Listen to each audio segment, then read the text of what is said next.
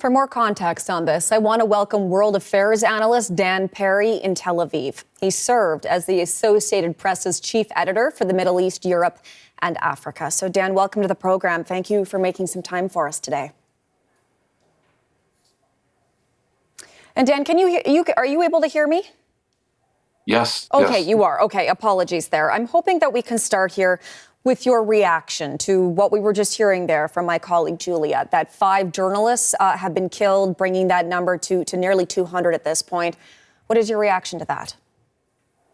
It's clearly a terrible tragedy that all these people are losing their lives in a war that at this point probably needs to end as soon as possible. Clearly, as a journalist and a former head of the Foreign Press Association in Israel and the Palestinian areas, I'm acutely aware of the need for freedom of access and for protection of people who risk their lives to cover war zones. But on the other hand, a journalist's life is not worth more than that of a regular civilian. Here we are talking about this event, but tens of people, dozens of people die in Gaza on a regular basis, and we don't have that conversation. Look, I don't think Israel targets journalists in order to prevent the truth from getting out. If for nothing else, that they're simply not that stupid. They do know that systematic killing of journalists would look bad, and I don't think they're necessarily trying to hide anything here. The truth of what's going on is rather plainly evident.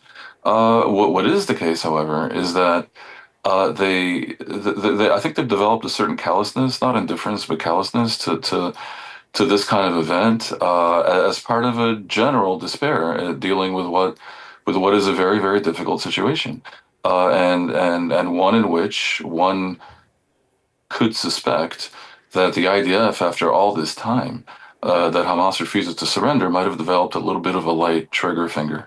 It's also true that they don't tend to give blanket immunity to people who claim they're journalists. In other words, the fact that there may have been journalists in the area doesn't maybe give them as much pause as it should, perhaps purely out of reputational considerations, partly because they believe, and this belief is not completely without reason, that in many cases people who claim they're journalists and who carry a camera are in fact either working for Hamas's propagandists or, more relevantly, are simply Hamas undercover.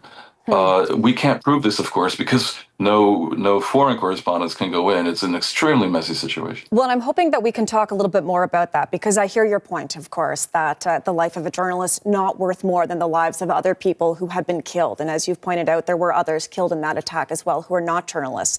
But can you help our viewers understand why the role that some of those Palestinians are playing in these journalist roles, why that is important in terms of what we then hear and find out and learn about the conflict?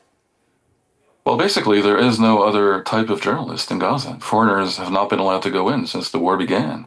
And so all there is really is local journalism, which is categorically not free, and so it's less useful, and local journalists who work for foreign media.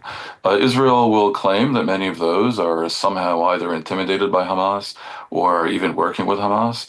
I can tell you that when I was the head of AP in a region, and I had a local bureau as well for a time years ago, we did our best to vet the people that we hired. You can do a little bit less of that with freelancers, where it's a little bit more ad hoc.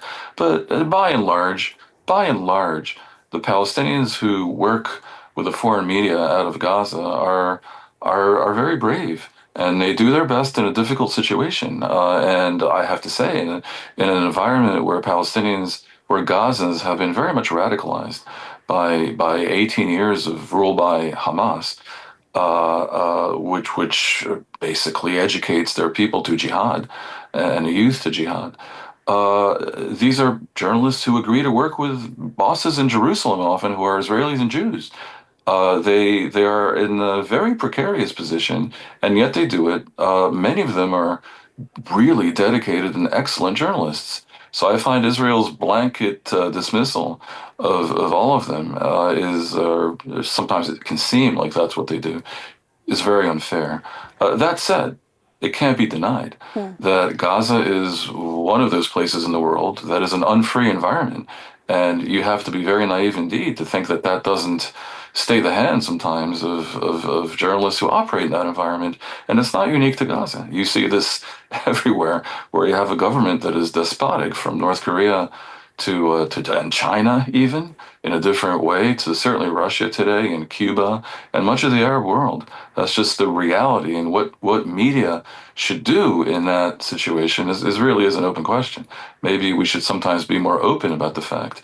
And you know what? It also applies to a police writer who's reporting on the mafia in New Jersey. Are they really free? In Gaza, they're very much not free. And so it's a Dan, complex I'm environment. just going to hop in here because I do want to make sure that we get a little bit of time for one more question in here, because I do want to draw and lean on some of your experience as well, because I know that you have reported from this region for decades.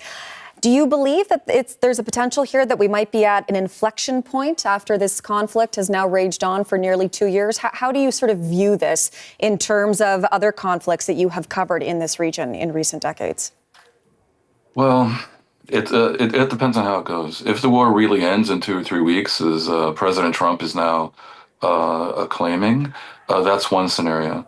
And indeed, if this government is defenestrated in the next election, as polls show that it will be, and those elections have to be by next year, and the result is a more moderate government, that changes the landscape entirely. If the war goes on forever, then, or at least if we enter a period of prolonged insurrection, and Israel reoccupies Gaza City itself, and basically installs a military government over 2 million Palestinians, that's one situation. However, I certainly do see a potential inflection point where, without diminishing in any way the horror and the tragedy of what's unfolded in the past 2 years, we might be looking at this as, the moment that is darkest before the dawn.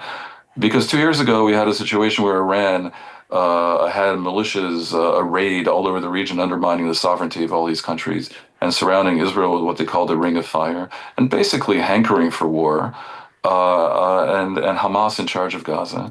And we could well see a situation where in a few months, Hamas is no longer in charge of Gaza. And make no mistake, that is a favor to the Gazans. And it is something that today they mostly would yearn for. And who knows, maybe Israel can find a way to make peace with Saudi Arabia and even Lebanon and Syria. It's not inconceivable with the weakening and chastening of the influence of Iran and its militias in the region. Dan, good to have you on today. Thanks for coming on and spending some time speaking to us and sharing your perspective. My pleasure. Dan Perry for us there from Tel Aviv. Thank you.